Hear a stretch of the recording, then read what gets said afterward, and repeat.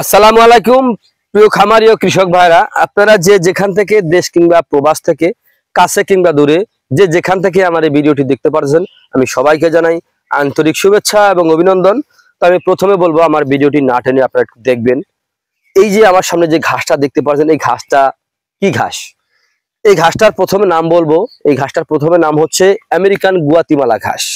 মানে এই ঘাসটা আমেরিকা থেকে আমাদের বাংলাদেশে এসেছে, এই বিদায় এই ঘাসটার নামকরণ করা হয়েছে আমেরিকান গুয়াতিমালা ঘাস। এই দেখেন একটি ঝোপায় কতগুলি ঘাস হয়েছে, এখানে প্রচুর পরিমাণে ঘাস হয়েছে, পাতা অনেক বেশি, দেখেন প্রচুর পরিমাণে পাতা রয়েছে। আর এই পাশে আরেকটি ঝোপ রয়েছে, এই দেখেন এই ঝোপটা কত বড় হয়েছে, বিশাল বড় একটি ঝোপ হয়েছে এখানে। এখানে আরো একটি ঝোপ।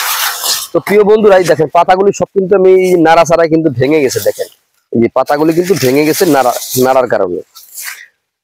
তো আপনারা যদি এই গরু অথবা ছাগলের খামার করতে চান, আমি বলবো আপনারা অবশ্যই আগে ঘাস চাষ করবেন, তারপরে খামার করবেন। দেখেন ঘাসে কিন্তু খরচটা একেবারে কম। এই ঘাস কিন্তু একবার যদি আপনি রোপণ করেন, যেমন এই ঘাসটা কিন্তু এই আমরা বাংলাদেশে কিন্তু প্রায় 2 বছরের কাছাকাছি হয়ে গেছে। আমরা কিন্তু এই ঘাসটা কিন্তু প্রায় 2 বছরের কাছাকাছি হয়ে গেছে আমরা এই ঘাসটা রোপণ করেছি, কিন্তু এখন আমাদের জমিতে কিন্তু মাশাআল্লাহ প্রচুর পরিমাণে ঘাস হয়ে আছে। এই ঘাসটা যদি আপনি রোপণ করেন, তাহলে দেখা যায় প্রথম রোপণ করলে যদি আপনি কাটিং রোপণ করেন, কাটিং রোপণ করলে দেখা যায় আপনার 2.5 থেকে 3 মাসের মধ্যে আপনি খাওয়াতে পারবেন।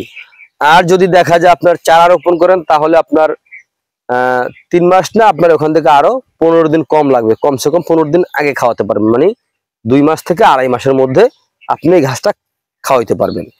কারণ দেখা যায় কাটিং এর দিকটা আর চারার দিকটা কিন্তু একটু পার্থক্য থাকে। কাটিং হচ্ছে আপনার নতুন করে শিকড় গজাতে হবে, আর চারার ক্ষেত্রে দেখা যায় শিকড় তো গজানোই আছে, তা রোপণ করলে কিন্তু নতুন করে মাটি কামড়িয়ে ধরবে।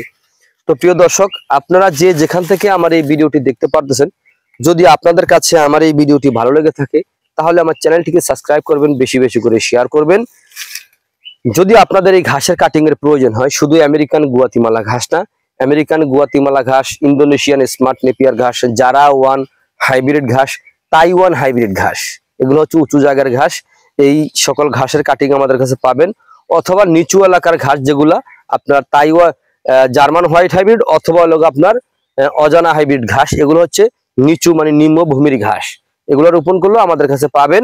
তো প্রিয় দর্শক, যদি আপনাদের কাছে আমার এই ভিডিওটি ভালো লেগে থাকে, আমি আবারও বলছি আমার চ্যানেলটিকে সাবস্ক্রাইব করবেন, বেশি বেশি করে শেয়ার করবেন। চাইলে আপনি আমার ঠিকানায় এসে, আমার বাড়িতে এসে আপনি দেখেও ওই ঘাসের চারা অথবা কাটিং আপনি নিতে পারেন।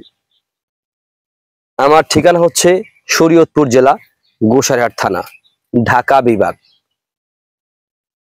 তো প্রিয় দর্শক, আপনারা যে যেখান থেকে আমার এই ভিডিওটি দেখতে পারতেছেন, সকলে ভালো থাকবেন, সুস্থ থাকবেন। আল্লাহ হাফেজ।